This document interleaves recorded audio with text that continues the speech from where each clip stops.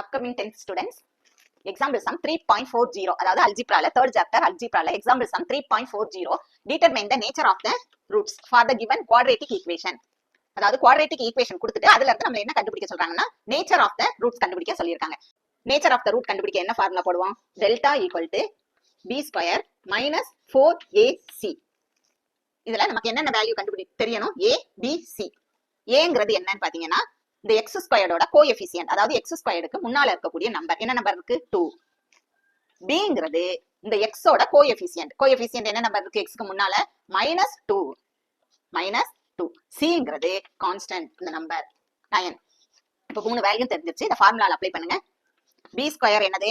-2 square பிராக்கெட்ல போடுங்க. -2 square ஃபார்முலால இருக்கக்கூடிய -4 ஃபார்முலால இருக்கு. a யோட வேல்யூ என்ன? 2. 4 into 2. c என்னது? into 9. இப்ப -2 whole square னா என்னது? -2 into -2. 2 2s are 4.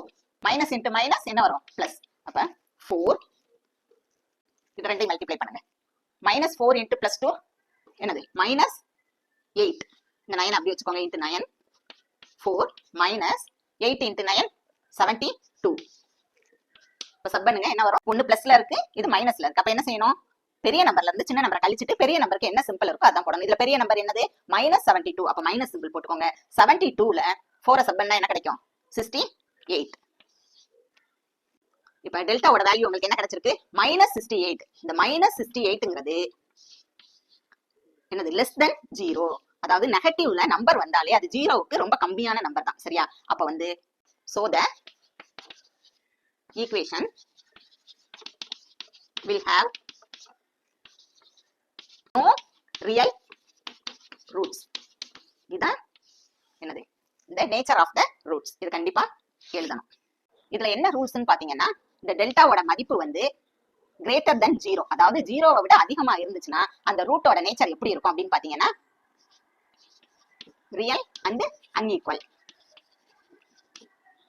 இந்த டெல்டாவோட மதிப்பு 0 வந்துச்சுன்னா அது ரியல் அண்ட் ஈக்குவல்.